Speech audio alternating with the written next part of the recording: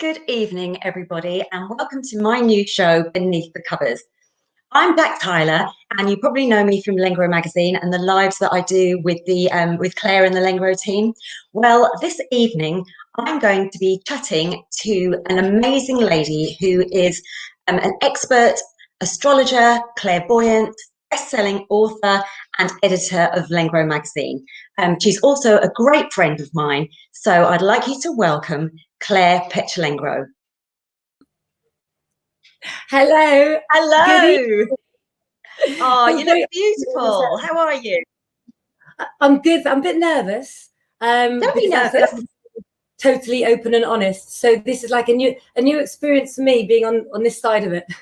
Yeah, well, we're talking about like beneath the covers. I was actually going to do this from my bed because this is where we normally talk to each other in our beds in the morning while we're writing. Yep. We do have lots and lots of deep conversations there. But you've been a really busy bee at the moment. You've been sort of page hopping all evening. I have. On a Wednesday and a Saturday, it's like all hectic in the Petulengro household. And so I go on Derek Akora's page, I go into my private members club, I go on the main page, and then I hop back again and go everywhere. But do you know what? I love it. I love it. Yeah. But that's your life in general. I mean, you're just so busy and you juggle so many things. I mean, you're a mum, first and foremost. You're a businesswoman, you know, you do your writing, you're an editor, you do all these things and juggle. And I just don't know how on earth you do it. How do you organize your time? Organized chaos, Jac. Organized chaos. I think because I grew up in a family that was so big, you've just got to get on with it. And if you want something in a family like mine, if you don't fight, you're not going to get it before anyone else. So yeah. I think that's it. Yeah. And also, I think my age as well, I've been through a lot. And so I think now I've decided that I've got to be wiser for it to get the life that I want, really. Yeah. Yeah. We've got some lovely comments here. Hi, Jane. Hi, Nikita, Gracie, Catherine Kelly, Amber Redmond. Amber says she is a dynamo. She certainly is a dynamo. By the way, cheers. Because I did say bring a drink. You did. So I've got a bottle at the moment tonight of a French lemonade at the moment, but Rich was going to put it in a posh glass for me, weren't you? So I'll be joining later on in the party, I thought, because as you know, I'm a bit of a lightweight. Well, I want to start at the beginning because you are part of one of the most famous clairvoyant families. And you've got a Romany Gypsy background, which everybody knows about, but people don't really know about it. So go back to the beginning and just tell us a bit about your history and what it's like to be a Petulengro. So growing up, I knew that my mum sort of did something where people liked to come to her, where she sort of gave advice. But because you're in a Romany family, they all kind of do that. And then it was only when I was growing up that my mum would go to places where she was sort of ushered into places that I realized what we did was something different. And I've had times, I don't know, where people really look down on me for it. And then at other times, people idolize me. And I found it really hard sometimes to get my head around that difference. So yeah. I suppose. What was it like, though, as a child, like going to school? Did people think you were different? Did you feel different? She didn't send me to school a lot, my mum. So I missed like a third of my schooling throughout my school years. And then they sent the truant officer around and my mum was really proud. She rubbed her hands as the woman left and she went, well, she's ended up having a reading, so we're okay. Do you know what I mean? I did get in trouble for missing school, but my mum gave me the option of going with her to Scotland or to Leicester we used to go to, or to go and do a party. And that seemed more fun because we'd go to a Chinese restaurant afterwards. But in the end, it became impossible. So I had to go to drama school. And drama school was the only way that we could get away with having those chunks of time out. But then I ended up leaving early anyway, really. So, yeah, I didn't have a lot of schooling. So when you did go to school, were you able to make friends? Were you able to have friends home for tea and all that sort of thing? Yeah, well, the funny thing is, I mean, Mitch I met at drama school anyway, but I've still got the same best friend that I had since primary school. And in our house, it was very much that whoever came round, there's always another plate of food for whoever's there. And if not, we take a potato off each plate. And then I had certain friends that we called gorgeous who weren't Romanese. A lot of my friends were. But if you went round to their house, you had to wait outside on the wall while they had dinner, because their families wanted them to have dinner time with their families. But in a gypsy family, you know, the more the merrier at dinner time. Dinner times are like a really big occasion. Yeah. So, I mean, you actually lived in a proper house, didn't you? You didn't live in a bardo or anything. But did any of your family live in bardos? Did any of your aunts or uncles or live in? Yes. You know, did you see them? You know. Yeah. Well, Mum was born in a Romany caravan, and she moved out of it when she was 21. And because my mum hadn't had much when she was growing up, when she eventually made money, and I think I very much sort of got her spirit, she was a real workaholic, and she'd make sure that we wouldn't go without, because my mum had one jumper when she was growing up, and she even kept it. I mean, it was amazing. She knitted it herself. Her grandfather was like a dressmaker and stuff. So my mum had style. And when they used to go and read for the rich clients or go and see the royalty, you know, in back doors, she used to get given bags and bags of clothes. So they had good clothes, but they were always sort of hand-me-downs, really. Yeah. But so then. That's all right. So you've got three brothers. So you were the only girl in the family, weren't you?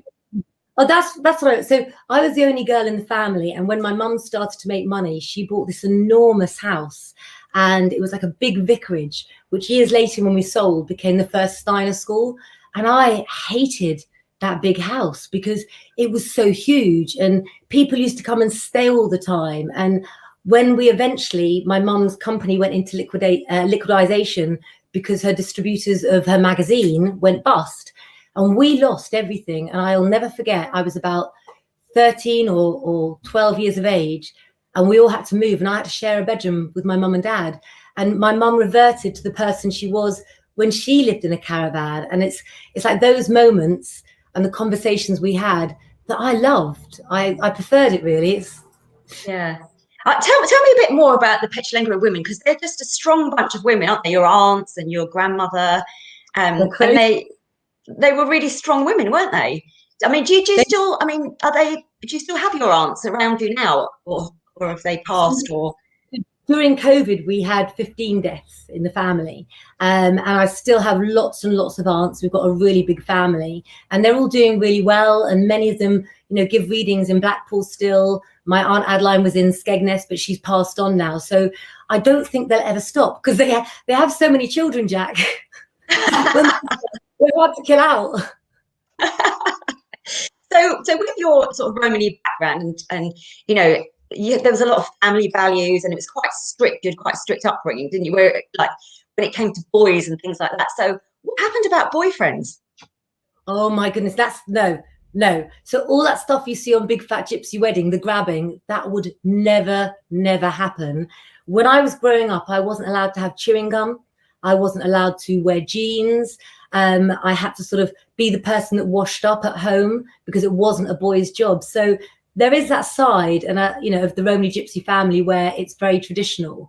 But I think where boys are concerned, normally you'd be introduced to somebody from another Gypsy family to see if it would be a good match. So, for example, last year my cousin married a Gypsy family in Canada, and she's gone over there, and it sort of extends it because you're keeping the blood pure. But I think because my mum, like an arranged marriage sort of thing, you know, that sort of thing. It's like an arranged marriage, but you actually get the choice. But Romany Gypsy, they don't believe in sex before marriage, so it's a no-no. And if you do, then you shouldn't let anybody find out about it. So it is quite hard. But then my mum married a Gorgia, a non-Romany, so I had really the chance to see both sides of the coin. So I saw how my father lived a Gorgia life before, but then the Romany family, when you meet somebody who's a Gorgia, you don't join their life, they must join the Gypsies. Yeah, so I don't know if Rich is in the room or not, but can you tell us a bit about your first boyfriend and what that was like, bringing your first boyfriend home? Oh my goodness, it was really embarrassing, because my mum, when she gives readings, she's very serious, sort of, you know, like you have to be. But this guy had asked me out, and his name, I can't remember his name now. His name was David, and he was a car salesman from Essex. And I think I was 16 and he was 24, which is fine. Normally an older man is good for a gypsy girl. So he wasn't a Romany, and he knocked on our front door to take me out to the cinema and for dinner, which is all you could really do in those days. And my mother opened the door, and he was really tall, and she looked him up and down and she said, "Well, you're rather nice. Do you want to take me out instead?" I was horrified. I think because I was from a gypsy family, he gave me a lovely date, and he gave me a kiss on the lips at the end of the night. And I went home terrified and finished with him the next day, just in case it meant I had to marry him. I was quite naive, actually, as a kid. What did your dad think? Because you had a very, very close relationship with your dad. He was like your idol, wasn't he? Oh, my dad would not have wanted me to date anybody at all until I was ready to have children, and then I'd have to be married first. So, but he died when I was 21, so he didn't get a chance to sort of meet his grandchildren, which is it's really sad, actually. Yeah. Yeah, but your grandmother, so she used to read. She used to have a booth, didn't she, on the what's it, the Palace Pier in Brighton? Was that what it was called? Well, first of all, she had a booth on the Palace Pier, and then she was at the end of the pier, and she kept saying to the guy that owned the pier, that ran it, "I want to move. I don't feel safe here. I'm not safe." And he kept saying, "No, no, no." And he kind of called her a bit of a crazy woman. And then one night, since sort of she'd gone home from work, and she came back, and a speedboat had crashed into the end of the pier, damaging her booth that could have seen it falling off. And when she went to work the next day, he just looked at her, and he was white, and he went, "I put you at the front of the pier, okay? So you're not actually out on the water." And he was sort of so scared of her for ages afterwards. And you can actually Google that and look it up. It's quite a funny story, but she was a funny woman. She was a really funny woman. So did you take over from her? Did you take over her booth that she had? Is that how you started? Well, she had a stroke, and when you have like a booth or a business on the pier in Brighton, if you still pay the rent, you have to open it whether you've paid or not, because the pier's an attraction. And so my mum at the time, she was running a jazz restaurant, her latest idea. See where I get it from? A steak and seafood with live jazz restaurant in Ship Street in Brighton. So she had her hands full. My grandmother had a stroke, and they said, "Look, you don't like school anyway. Why don't you move in with your grandma and go and work on the pier?" And I jumped at the chance. I love my gran. I loved like the stories she used to tell me about riding bareback on a horse when she wasn't supposed to. And we had the most amazing times. And she used to wake me up in the middle of the night, 3 o'clock in the morning. And the more ill she got, she'd sort of cook me a roast dinner and go, come on, gal, it's dinner time." And I'd have to sit there and eat it just to make her think everything was sort of okay. And it really was dinner time. So I think I got quite fat at that time. But on the pier, because you had to work all the time, I was doing 7 days a week, 10 till 10. And by the time I got to 19, I really didn't know who I was. I just heard everybody else's problems, and I'd go out, and then I'd get a little comment of somebody going, "There's that girl. Are you going to levitate for us?" And sometimes you just want to vanish. And although I've got a sort of strong sense of character, I decided to vanish to America for a few years, really. Yeah, that's what I was going to ask you, because you've had so many. But before we get to there, so you went to drama school, and that's where you met our lovely Mitch. And you must have met some characters there. Did you have any sort of teachers that inspired you? Did you sort of learn anything there that sort of taken you through your journey? So I started off when I was 6 years old with a speech impediment, which was just a lisp, which comes out when I'm tired. So the school had recommended that my parents send me to an elocution teacher, and she was called Jenny Leeworthy. And after my journey with her, our headmistress at drama school was a lady called Penny Bardsley. Sorry, Penny. And she had this drama school that was in a house. So you could wander in her front room and in her office, and just every character at this school and the teachers were so laid back. And she taught us, I think, life tools about how to hold yourself when you're nervous or you feel out of your depth in character. So Penny is absolutely one of my goddesses. She's amazing. Oh, and that's where you met Mitch, wasn't it? It is. You see, trouble seems to gravitate together, and because he's one of my only friends in the early days who could like control me. He'd just go, "Yeah, shut up, Claire." So then after that, was that when you went off to America? Because you lived in New York and you had this amazing life over there. Was that after drama school? It was. So my father began to feel ill, and so they decided to move from Brighton to Torquay because my grandmother, and this is what a family for signs we are, my grandmother had left after she died a postcard in a box that my mother had, and it said, from my grandmother years ago, "I'm in Torquay. It's lovely. You should live here." And she saw it as a sign to take my dad there, and the air was fresher. And my dad just looked at me, and my family nickname is Clunky. And he went, "Clunky," he went, "Torquay will be too boring for a 19-year-old. He went, "Go spread your wings." And, you know, you think your parents love you and they love you too much. And when my dad said that, I realized that's a real dad, because he was willing to let me go. And we used to write each other all the time. And a friend of mine was going to be a nanny in New York. And I thought, I'll just go and be Claire. And I won't say that I was a clairvoyant.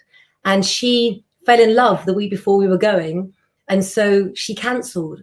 And I had to make the decision to fly to New York on my own and to go for this first aid course. But then when you go there, you meet hundreds and hundreds of other nannies. And then you all meet up and you at weekends, and like people are nannies for people in Fifth Avenue who go to the Hamptons at weekends, and you're sitting in their apartment watching their massive flat screen TVs. So it was years of my life where nobody knew who I was. But then honestly, Jax, because I'm like I am, I got bored not to sort of do readings. And I ended up doing readings for the housekeeper that worked for the family I worked for, and just sort of built up again. And then my dad died, and I had to come home. Yeah. But before you came home, you must have had some like wild times, because I've known you for a couple of years now, and you have got this wild side that I absolutely love. So there must be a few wild stories while you were in America. Is there anything you could tell us about? I didn't drink back then, because when I went to America, I was 19, and then you had to be 21. So I'd gone from being the legal age of drinking to landing in New York, and you couldn't go to a bar. But my dad, although he loved me a lot, was also a bit of a cheeky character. So he got a international driving license that back then used to be written on paper or card, and with biro. And so he got a little biro eraser, and he made me 21.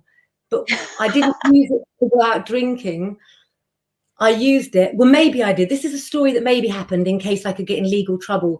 I got together with two other nannies, a girl from Germany called Ramona and a girl from Manchester called Lucy.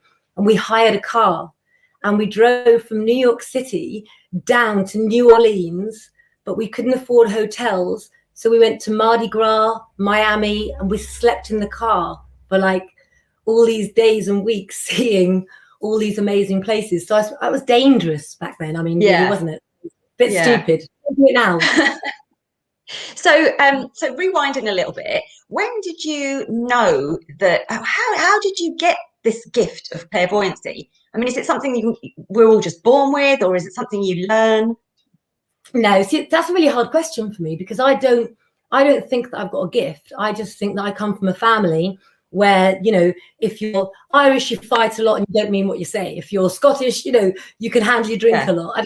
But with Romany gypsies, you just know. And my mum and my grandmother could look at me in a room and I could reply yes, because I knew what they meant. My father could look at me because he picked it up off of my mother, and, you know, I would know that he knew I'd done something wrong. So maybe because Romany gypsies always have that sense opened, that you just naturally feel things, and you don't go, oh wow, that's amazing, that's another one off the list. It's just like, yeah. It just comes natural to you. And I wouldn't even call it natural. And so that's why I find it hard sometimes to sort of explain that question, really. Yeah. But when you got the call to say that your father was ill and you were in New York, so how did you feel? What did you just sort of drop everything and come back? Because you were so close to him, weren't you? It must have been such a shock. I knew you might ask this question. I had a job at the Blue Note Jazz Cafe, which was my dream. And I was due to start work that night there. And actually, when I went back to see my dad and he was ill with her, I said, oh, my dad, I'm going to go and leave and go back to New York and get some more clothes. And then I'll come back and I'll see you. And I think really I did that because I knew he was going to die. And the first night I was back, I went to go to my job and my beeper rang. I had a beeper and it was my mum. And he just said, she just said he's gone when I rang from a phone box. And you know, like when your whole world flashes before you. And it was like that life you've got in New York, or you're the only girl in a Romany family and you come back. Sorry. That's all right.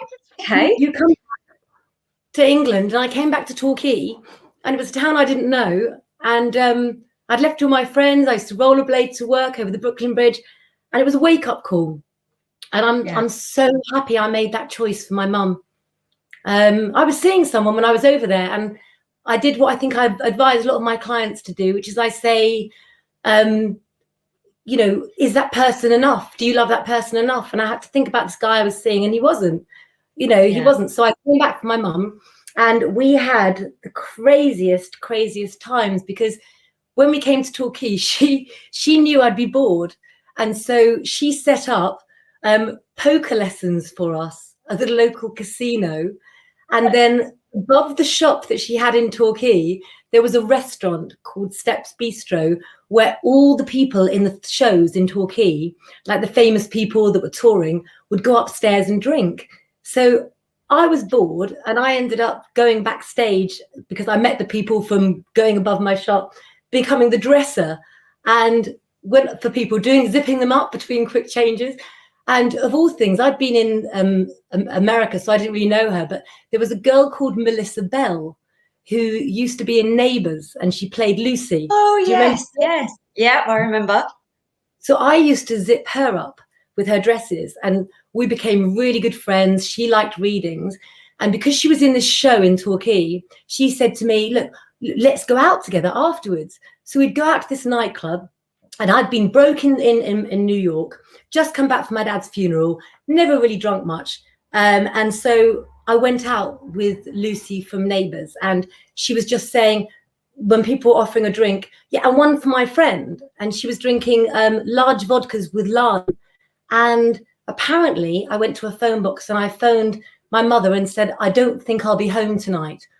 How I could have got away with saying that to my mother when I actually live with her, I don't know. And I woke up in her flat, and I woke up next to a guy that was still in a riding outfit from the show. Well, I've looked and I've just gone, and I thought, I know I haven't done anything, but I've looked and I've thought, what the hell happened? Everyone in the room sat up, Lucy, this guy in this sort of, you know, hunting uniform. And apparently they'd taken me back to her flat because we'd been given so many vodka and limes, and I needed to throw up. So they all held me over the toilet. And as I went to throw up, I passed out. So not only did I wake up in a strange flat, I had a black eye. And it was just, that was my craziest time. So I can't really drink vodka now. I think I can smell it. So that's my naughtiest times, but I actually still didn't do anything. Yeah. But how did you explain the black eye to your mum then? Oh, she believed me. I mean, she can read me like a book. Yeah. And then when she realised I'd drunk, my mother's a massive brandy drinker. She made it her mission to try and get me to drink with her, which was very painful and not recommended, because my mother's a Pisces and she can drink round the clock. Boy, I'm a Pisces. Be careful what you say. No, you can. Yeah. But talking about your mum, I mean, you've had this sort of bit of a bohemian kind of upbringing. I mean, like, once she just decided that she was going to whisk you off to Paris, didn't she? You were out somewhere and she said, tell us that story. Well, my mum has always been a bit crazy. And so I remember as a kid that we'd be woken up and my dad would be carrying us into the back of a van that on it had a logo painted saying Eva Petulengro astrologer with stars. And we'd wake up in Blackpool, or we'd wake up somewhere else in Skegness. And then normally my mum and dad would have the odd argument if my mum had drunk some gin, perhaps, or she was tired. But they were never nasty arguments. They were funny. And so my dad, I think, had come home late, and my mum, being a Pisces, had had some gin. And my nanny at the time, called Linda, she was witness to what my mother had done for revenge. And my mother had taken my Libran father's shirts that he absolutely loved out of the wardrobe, and she'd buried them in the garden in different mounds. And so the only clue was the words, "We've had a good crop." He had to go and dig up his shirts. But I mean, they were crazy in love. So they ended up going to Paris the next day. And that was kind of like their relationship, really. But there's another great story about your grandma hiding the money in the jacket when she... Yeah. So I'm just going to plug my laptop in because I think the power's going. There you go. In a Romany family, I think people know that we put our money into our jewelry because that's your gold and you can sell it wherever you are. And gypsies don't really trust banks. But my grandmother and my family, the women, we've always kept money in our bras. And my grandmother, when she was ill, I used to bring, I don't mind saying, I used to bring the money home that I'd taken on the pier. And I would go and see my mother, and she would take out the rent for the pier and the other costs we need to pay for the pier. And then I'd get a taxi from the pier in Brighton to Peacehaven, and me and my gran would play with the money on the bed. And we'd have and I used to sit there and watch my grandmother sew up the money in her coat, and because nobody could find it then. If a burglar came in, they couldn't find it. And when she died, my mother knew that I wouldn't be able to handle it. So she said, stay at home. But I think the real reason was that she couldn't handle it. So what we do in a Romany family is she put all of my grandmother's belongings in the back garden and opened a bottle of brandy with her brother. And with the lid of the brandy, they threw it in the fire. And they weren't going to stop that night until they drunk the whole bottle of brandy. And as they're sitting there drinking, they rung me at home. And the fire's burning nicely, they said, but they can't find all of her money. And they know that I earned loads for her. And I said, it's in her coats. And I just heard the pause on the phone. And they said, we're watching it burn now. Then I love that story, though. My mum cackled and she went, good luck. You know, she's taking it with her. But that's another gypsy thing as well. If we've got money, we spend it. And if we don't, you know, then you can't. Yeah, exactly. So talking about money, you've worked for some amazing publications like OK magazine, and you still work for some great publications now. But tell us a bit about that sort of world, the OK, celebrity world. Did they want you to be, because you had your hair very short then, did they want you to be a certain image? When I worked for OK magazine, it was probably the craziest time of my life, because when people say they want to be famous, I just don't get it. I mean, if I could be anything, I'd rather just be a name that's known for being a good writer. But I love, I think, the social media aspect of it. But when you go down to Canary Wharf for a meeting with the newspapers, it's, deals are done over boozy lunches. It's very much a man's world. And, if ever you want to know what happened to me in OK magazine, you just need to Google Claire Petulengro and Ulrika Johnson, because I left OK magazine over something that was an issue where I had to decide if I would do what I was forced to or leave because I didn't want to. And I love working for the newspapers, but it's a cruel industry, Jack. And also all they do, and I've watched it, is they build you up to break you down. Yeah. But that's not to say I didn't like the parties with the free champagne on the back of the chairs at 11 in the morning. Quite often. But you did you have your children? Because you've got 4 beautiful children, 3 girls and a boy, who's called Paris. So where did Paris come from? So the name. Of course, people think of Paris. I was studying Greek mythology, and people think of Paris just as Paris of Troy. But before he became Paris of Troy, he was given Aphrodite's belt. And that's why Helen of Troy fell in love with him and left what she had in one day to be with him. And it was just such a romantic story. So yeah, he's just a Paris, and he suits it now as well. I think all my kids have got quite unusual names. Yeah. So when you were working in OK and working in London, did you have the children then? So I've had quite a backstory to my life, in the sense that I was raising my 4 kids alone. I also had my niece, who was about 9 when she came to live with me, and she's 28 now. And I've also got a stepson who is 17.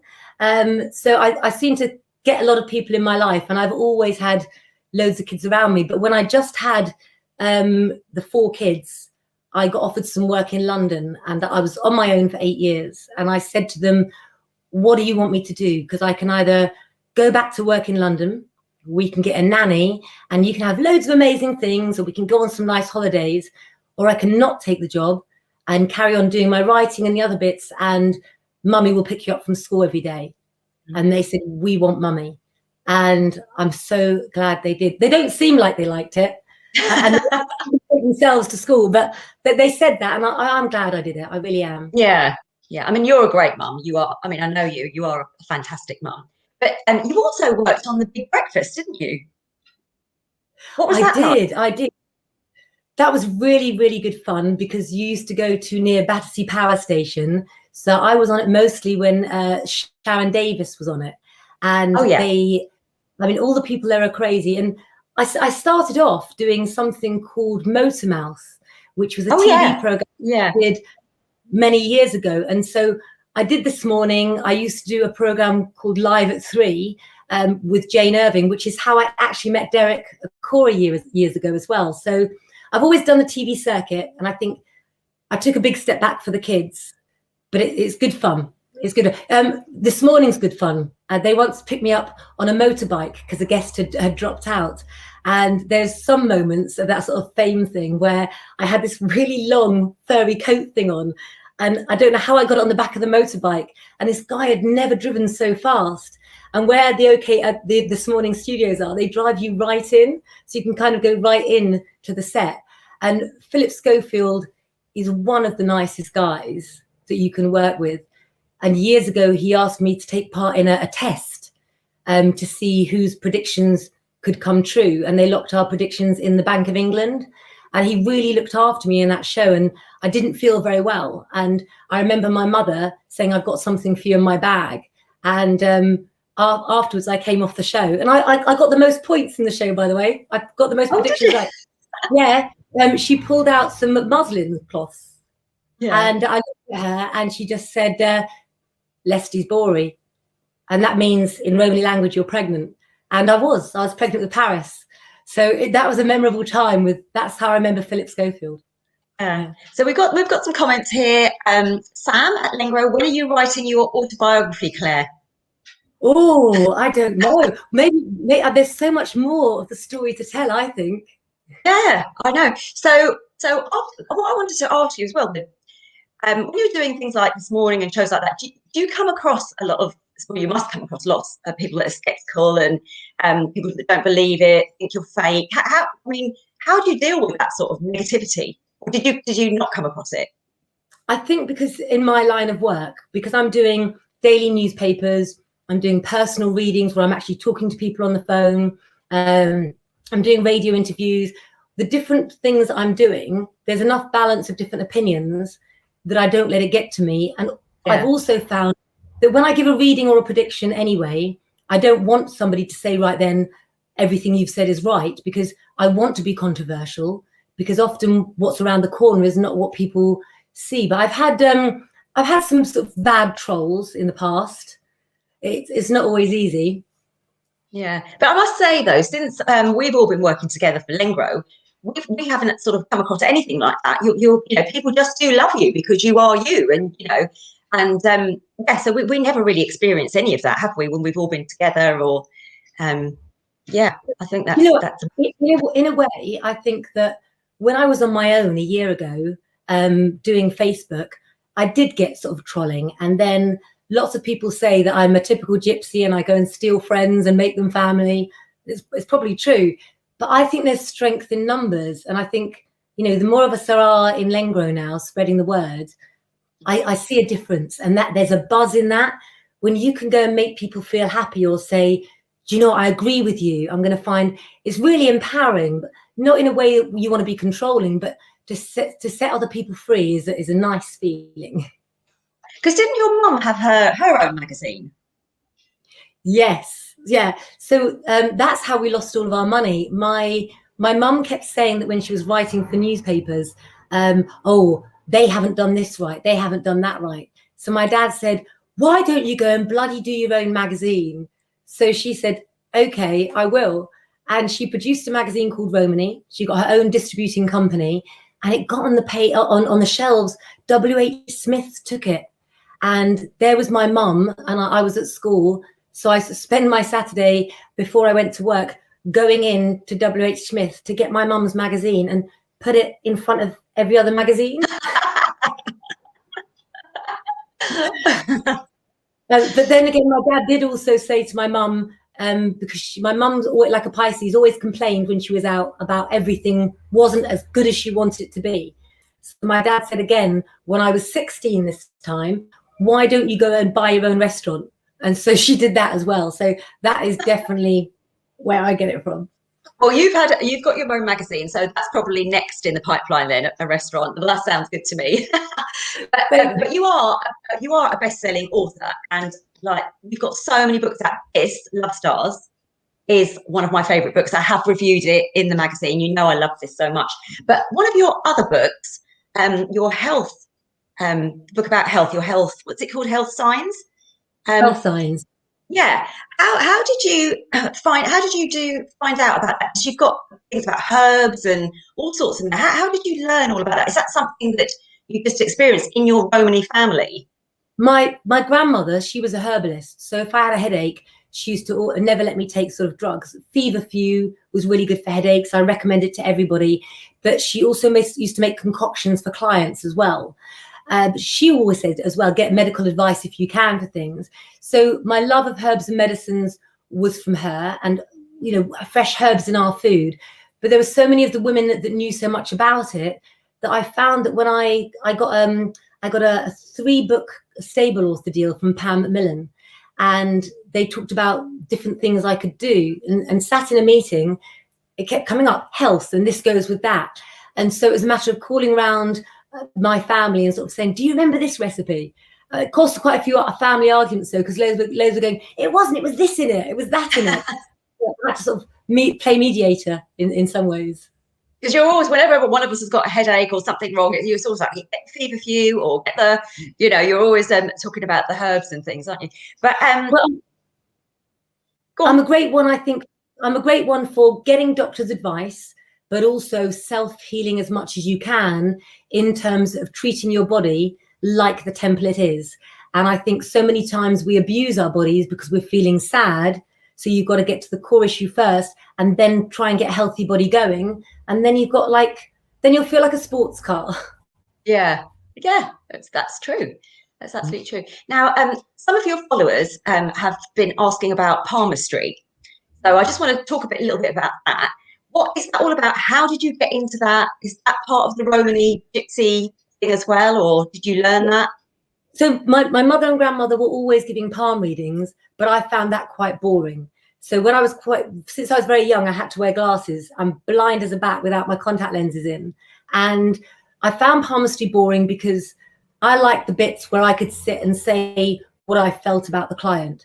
So my mum realised that I had to learn the art of palmistry. So my uncle, Leo Petulengro, she got him to take me aside. So I used to go out for afternoons with him and sit down his beachfront shop. And he said that if I learnt the lines of the hands to go back to my mum and tell her, that he would pay me. So that was how I began to learn to read the hands, actually, is the truth. And what I did learn for the money that he paid me, because I was worth the money to him, when you study someone's hands, you don't just look at the lines on the hand, you take into account everything. So you look at the shape, you look at the size, the color, the texture, you look at people's body language. And just like a doctor would look at your fingernails to see how healthy you are, it's so much to do with so many things intertwined. And I just believe that everything that we do interacts with each other. And so the palm in itself has mounts on it, which are called the mounts of Jupiter, Saturn, Apollo, Mercury, and the meanings link to the planets in themselves. And to me, everyone's hand is like picking a book out of a library without a cover on. That's how I see it. Oh, I love that. And also, tell me about crystal balls. I mean, are they real, or are they just things we see in the Disney films and clairvoyants used for effect because they look so pretty? So if you were a child and you had a favorite cuddly toy, Lucy, for example, and my children, instead of using crystal balls when they were younger, they would use maybe an object first of all. That would be the first stage. So a crystal ball is used as a method of concentration. So it helps you concentrate.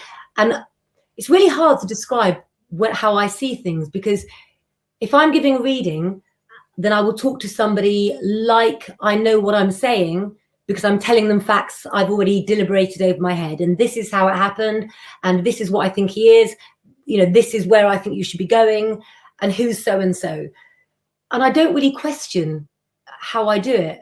And I can only think, I mean, me and Rich talk about this through the night, don't we, sometimes? And we can only think it's a little bit like matter, that we're all matter and we're all interlocked. And almost people say, how can you do a reading, you know, for someone that's watching in Australia? I don't know. How can we smell something that's off? If you haven't got a sense of smell, explain that one to me, you know? It's pure vision. It's clairvoyance. Yeah, but that must be really hard when you're like with friends or out with people. And say if a friend came to you and said, "Oh, I've met this really great guy," and you know, and you can sort of think, "Oh my God, that's not going to work. That's going to just go downhill." Would you tell her, or would you just let her get on with it? What do you do when that happens? If they're in a dangerous situation, I'd tell them. If it was a friend, I'd let them go through the experience themselves, because if they want to know, they will either ask me direct, or they would go and see a clairvoyant or a psychologist or a marriage counselor. And I think that if I was the kind of person who went out to supermarkets, or when we were out, I'd go, "Excuse me, you there, got a little prediction for you," then that'd make me an arrogant twat, wouldn't it, really? So I think if people... Or a mad woman. Yeah, well, anyway, I think that by people having to pay me to come to me privately, A, I think I'm worth it, and I have to make a living. B, I think that then I've got their permission to tell them exactly what I see. So it's people's choice, isn't it? That's what about your family, though? I mean, you know, with your children and that must be so hard. You have sort of feeling when they're going to do something that they shouldn't be doing it. So would you try and stop them? Oh, well, more importantly than that, it's like Honey and Lucy will tell me when their instincts sort of kick in, when their psychic abilities kick in. If my children don't like someone, then that person's not in my life. And they've proven that time and time again over the last couple of years. So I would even walk down a street with my kids, and if they said, "I want to go that way instead," because of their age and their clairvoyance is so pure at the moment, I would go with them 100 times more than my own advice. That's what the next thing I was going to ask you about the children. Have they all sort of picked up on this? Do they want to sort of go down the same route as you, or how do they feel about it? Well, so my oldest own son, Paris, who's 20, when he was a little boy, I was in my car and I sort of had him in the back seat, and I can't remember how old he was. He was about 5 years of age. And I texted my friend Annabelle, because I've been to her house, and I was texting her, "Have I left Paris's coat at your house?" And he couldn't hear me. I wasn't speaking out loud. And he simply, as I was stationed, the car was parked up, and he simply leant forward. It's just me and him in the car. And he stroked my hair and he went, "It's all right, Mummy." He said, "I know where my coat is." He said, "I left it on my bed at home." And he knew what I was texting from my head, from what I was thinking to my friend. And I tried to build on that, but Paris is a gold champion of jiu-jitsu. He won the Brazilian Gold Open, and he is very much a typical Virgo. And so his dreams are sort of to go to New York like I did. So I don't push it on him, but I know that he's got it. But he's such a sensitive soul and just an amazing guy. He really is. So I'm proud of my boys. I'm proud of all my kids. Yeah. Oh. Well, let's just have a little look at some of these comments. So there's one from, oh, that's just gone up. Oh, right, okay. So Amber Redmond says, do you feel as well from the palm like psychro? Oh, how do you say that? Can you see those comments, Claire? Do you feel as well? Comments because I'm not touching the screen tonight. So no, don't have a look. Don't ever. Amber will get back to you on that one because I don't quite know what that means. But what we'll do afterwards is Claire will go back and have a look at the comments and answer because people are asking so many questions. Yep. Mitch Jenkins is saying Claire is incredibly talented and intuitive and has given me loads of good advice. Thank you, lovely. Love you loads. I thought he'd probably be messaging to ask for bail money as it's a full moon. So we've talked about the children. Now tell me about, you brought out these tarot cards, these amazing tarot cards that I haven't seen any other cards like them because they are so detailed. There's so much information on each card, and they were designed like Laura and Rennick helped you with the cards. She's incredible. We couldn't do without her. But so that was a dream for you, wasn't it? The tarot cards. It was a dream come true, and it just happened. It was every sign was there, and I just followed the signs. And then Rich, who had really no experience of tarot cards, helped me go back to the Babylonian times. He would come up to me and see things I wanted, so we could check all the details, so that people got tarot cards not only with the meanings on them, so they could read the writing and not have to look at a book, but so we got the right meanings on them as well. So it is, but honestly, the cards, it hasn't quite hit home yet. I haven't got to that point because it's still been a journey of doing the course. I don't think I've quite come down yet. I think there could be quite a, No, I think the more that people are sort of learning, like we're all trying to learn the cards now, which is like fascinating because you're going to see a different way how it's all going to go. If you see what I mean, because we haven't got a clue. We're starting right at the beginning, but so many of us want to learn it. What do you think your grandmother would have made of it all? Well, I was talking to Honey and Lucy actually the other day, and I went, "Are you okay, like with everything I'm doing?" Because I've said to sort of Julia, who helps me build the websites and stuff, and then Katie, Christopher, I see I'm not going to take anything else on this year. And Honey and Lucy are just like, "Whoa, there she's going to go. There's another sign. We're going up." So I don't know. I'm following everything that gives me fun. That's what I'm doing, finally. Yeah, and also Lengro was another one of your dreams. How does it feel? You've brought all this team together. You've created this amazing magazine. You must be so proud. We're so proud of you, but you must be so proud of what you've created. Especially like during lockdown, you wanted to help people because you are a very nurturing person, and you always want to help people, even us all individually, all the writers. You sort of, you try and help us. You sort of think, where can I take them? Where can they grow? So how does it feel now? I am the happiest girl in the world. And when I created Lengro in lockdown, it was just the same story as my mum all over again. Richard said to me, I said, "We're going to lockdown. What are we going to do?" And he went, "Well, you keep going on about magazines. Why don't you create one like your mum did?" And I did it. And in June, we're going to be sort of celebrating 1 year. And the craziness of the phone calls and the group chats and the messenger meetings with on, I can't imagine life without Lengro. I can't. Because we are all like a family. We all help each other. We all chat to each other. If one's got a problem, everybody else is there, to help. It is incredible. But you're talking about Rich there. We can't not mention the lovely Rich, who is like, I mean, I see you two together, and you two are like soulmates. And you found each other quite late in life. I can see his shadow. Hi, Rich. You found each other quite late in life. Which is lovely. So what's important in a man, and what advice would you give your younger self about, what's important? Oh, my younger self, definitely, because you've been brought up in a family where you're not supposed to have sex before marriage. The first person that you feel that you want to have sex with, don't go marry them. I think that if I had gone back, I could have made worse mistakes. I I think that I've managed to escape pretty lucky for the dramatic character that I've got. I think I'm really hard to handle because I think that I'm very impulsive. But luckily, Rich is a Gemini, and if I said to him, "Let's go to Australia tomorrow," he'd go. So I think I have met my perfect match. I have, yeah. Oh, right. So I've got some questions for you. There was some from Jasmine. Oh, right. So Gemma. Oh, yes. Tell me about the Great Wall of China. We forgot to talk about that. What do you want to know? How I got to do it? Yes. That's another sign as well. So Carmen Valentine.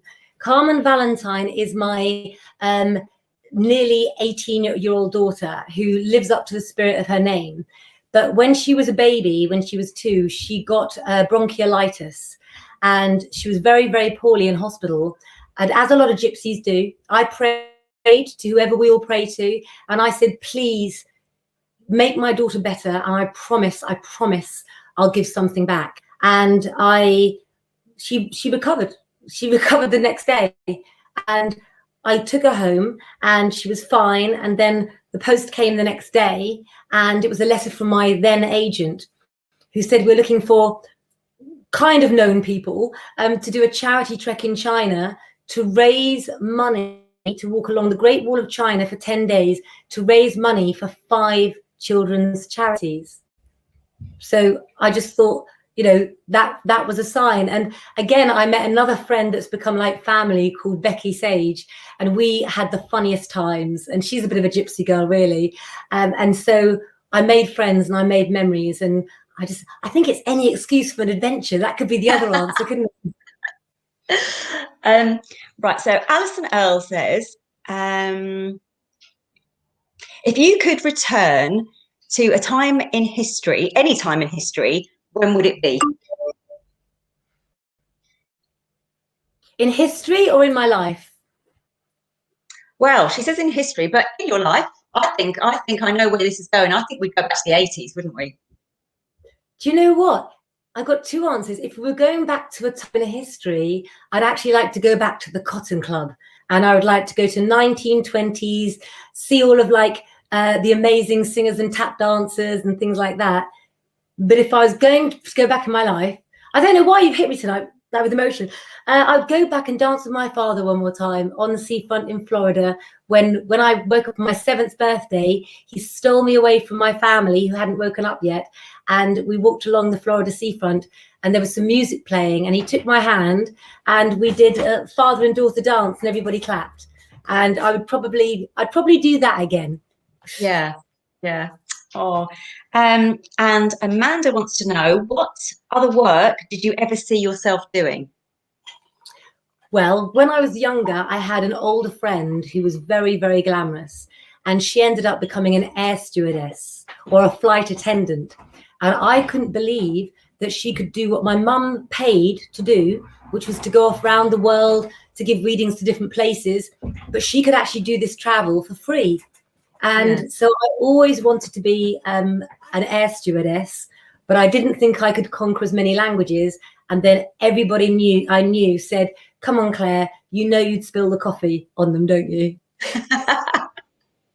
So yeah, I could have been an air stewardess.